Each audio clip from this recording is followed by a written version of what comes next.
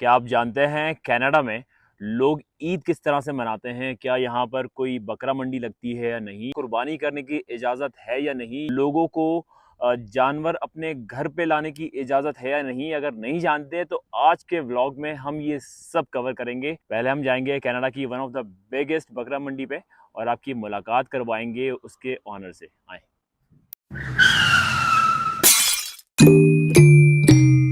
जी, अस्सलाम वालेकुम। इस वक्त मेरे साथ मौजूद हैं कनाडा की वन ऑफ द बिगेस्ट बकरा मंडी को ऑर्गेनाइज करने वाले मूसा भाई। अस्सलाम वालेकुम मूसा भाई। वालेकुम अस्सलाम। कैसे हैं आप? खैरियत से? ठीक ठाक हैं? पहले तो मुझे ये बताएं कि यहाँ पर बकरा है या जो दुम्बा है या फिर गाय है, उसकी कीमत पाकिस्तान के मुकाबले में कितनी कम या कितनी ज्यादा है? मुझे लगता है पाकिस्तान की निस्बत यहाँ बहुत महंगा है।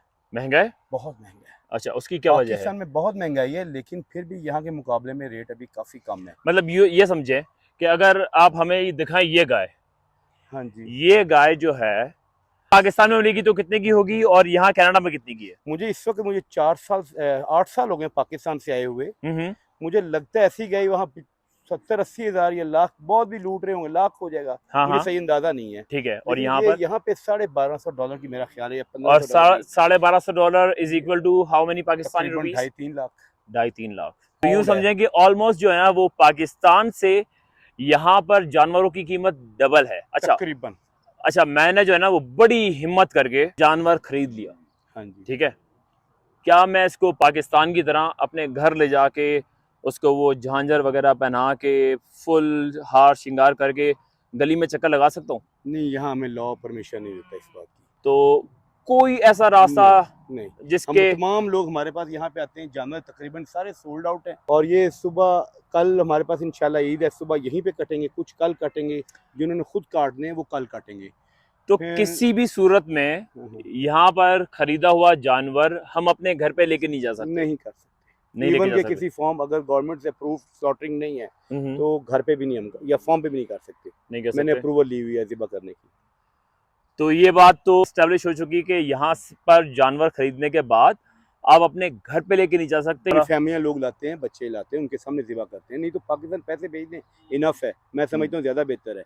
लेकिन मसला ये है कि यहाँ हमारे बच्चे भूल जाएंगे कल, क्योंकि ये क्या कर रहे हैं। मुझे ये बताएं कि ये सारा मामला आपने कितने सालों से सजाया हुआ है? मैं तकरीबन 4 साल से ये काम कर रहा हूँ यहाँ। 4 साल से कर रहे हैं। यहाँ पर जो कनाडा में पाकिस्तान की कम्युनिटी बसती है, हर साल उसका जो रेशियो है वो बढ़ता जा रहा है या वो कम हो रहा है? दिलचस्पी मुझे का जो लग मामला रहा क्या है, है? जो बच्चे यहाँ के ब्रॉटअप हैं उनकी तवज्जो नहीं है इस तरफ। जो पाकिस्तानी लोग, जो मेरी तरह के लोग वहाँ से इमिग्रेंट्स हैं, वो सोचते हैं जब तक हम खुद ना करें तब तक पता नहीं हमें।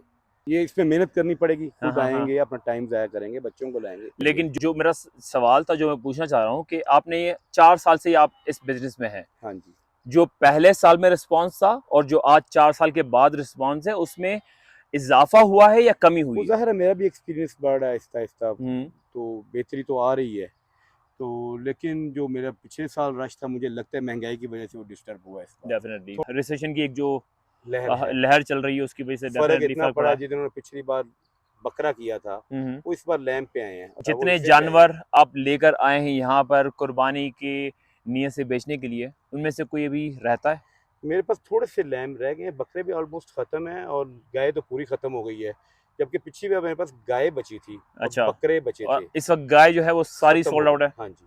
सिर्फ लैम्प रहते हैं। लैम्प थोड़े से रह गए हैं मुझे मेरे बेच पास। देंगे एक आधा? बिल्कुल, जितने कम के मिल कम जाएंगे। पैसों में? कम पैसों में, वो लैम्प सस्ता है, नहीं, गाय से सस्ता है। Just kidding. मैंने पाकिस्तान में अपना हिस्सा जो है डाला, क्योंकि मेरे बच्चे भी बहुत छोटे हैं।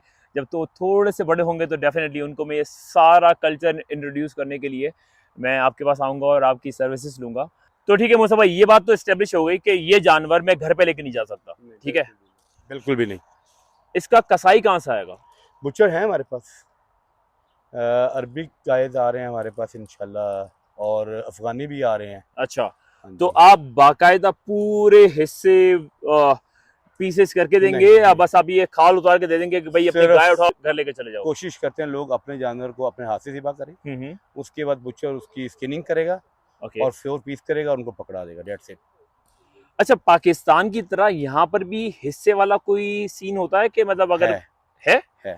अच्छा, तो एक बंदे का क्या मेरे पास तकरीबन टेंटेटिव? $300 का हिस्सा था। $300 which is round about Pakistani तकरीबन 60-70 हज़ार हो गया। तो पाकिस्तानी 60-70 हज़ार का एक हिस्सा यहाँ पर गाय का पड़ता है, और पाकिस्तान में अगर आप हो तो वो हिस्सा अराउंड 22 से 25 जो यहाँ पे तकरीबन $100 के अराउंड। कैलगरी से if I am not wrong around 30 minutes की ड्राइव है ये फार्म हाउस। और यहाँ पर आप आते हैं, यहाँ पर अपने हाथ से जानवर को ज़िबा करके और ये सारा गोश्त लेके फिर अपने घर जाते हैं, फिर अपने प्यारों के साथ, अपने रिश्तेदारों के साथ जाके वो सारा गोश्त जो है वो डिस्ट्रीब्यूट करते हैं। मूसा भाई जो बहुत ही एक्सेप्शनल यहाँ पर जॉब कर रहे हैं, आप देख सकते हैं यहाँ पे ये सारे ये जानवर हैं। और ये एक ऐसा बिजनेस है जहाँ पर हर इंसान, हर पाकिस्तानी कनाडा में रहने वाला जो ना वो आसानी से हाथ डालता नहीं है।